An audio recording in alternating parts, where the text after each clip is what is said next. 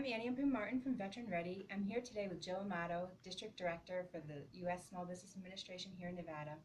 Joe, I want to ask you some questions about capital. For entrepreneurs with a vision and they have an idea, what are some of the ways they can get funded for businesses that may not exist yet but have a solid business plan and are ready to go? Capital for businesses is unique to every situation. Sure. Um, some businesses basically can launch by funds that they've reserved on their own, friends and family funds, funds from people that they know and are understanding and dedicated to what the individual or entrepreneur is trying to succeed. That is sort of the base level of funding.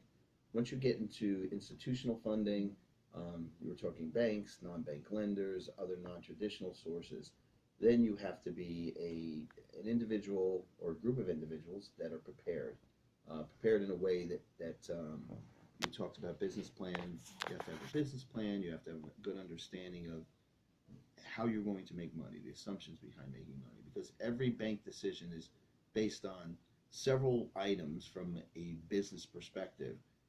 One being that the business is going to be profitable. It may not be profitable in the first couple of months during the launch phase, but it eventually, over a 12-month span, is going to be profitable because the banks are concerned with repayment ability. No bank is going to lend you $1 unless they feel that dollar plus interest is going to be paid back. You also have to look at yourself and what your ability to secure funds are. So credit's important. Institutional lenders are very heavily involved in analyzing the credit of the individual, in business or the credit individual in person, and that will determine whether or not you're able to secure a loan to an institution. Luckily, in the United States, competition is always key, and the lending industry is no different. We have non-traditional lenders here as well, and the non-traditional lenders basically will look at the opportunity, they'll look at the character, they'll also be able to determine whether there were credit issues that go far and beyond the norm. There's an old saying in banking that if there's a marital issue or a medical issue that caused an encapsulation of credit problems, or in this case now everybody refers back to the crash. Right. If somebody had perfect credit before 2008 and then had a small period of time where credit was a little bit, they were late on a couple of payments in the 2009, 2010 area. It's understandable because that was something that happened sudden. It took away incomes, it took away revenue from everyone. So understanding payback ability, credit scoring, and then basically the character of the individual, the character, the knowledge, the experience, all that comes into play when you're looking at accessing capital. Luckily, in the state of Nevada, we have a growing institutional base of lenders. They are hungry to lend. I've met with a lot of them so far, especially your community banks, your sub-regional banks, and your regional banks. They're hungry to do more, and they're hungry to do more with SBA.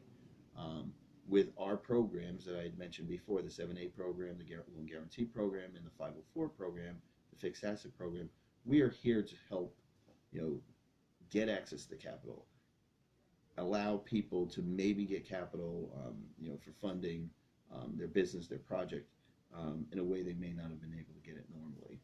And if that institutional avenue or route does not work, then we have the opportunity to look at non-traditional lending. There's a small group here that has a very big footprint. They cover the whole state of Nevada, called Axiom. I think I pronounced it correctly. Amazing. Just met Erin, their director for the state, and they are looking to lend, and they have a bigger picture, a bigger envelope of what they're able to lend as far as a business organization is concerned. Then you have non-traditional lenders. You have your national non-bank lenders that can come into a state and are looking just solely to do transactions. A lot of times they're looking for real estate transactions. A lot of times they're looking for business acquisitions. A lot of people start up a business from scratch. Some people buy into a business, especially people with experience in an industry. And there's a project that we're helping out someone right now. They've been in the HVAC industry for years as an engineer. They know it backwards and forwards, but they want to actually become an owner of an HVAC company, so they're going to buy an HVAC company.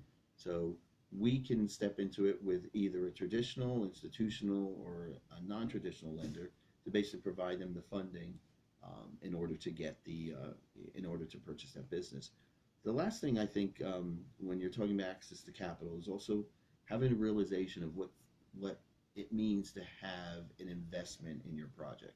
You may have a great plan, a great idea, you may have great credit, you may have all the things that are important, payback ability in what you're proposing, but you also have to have your own investment.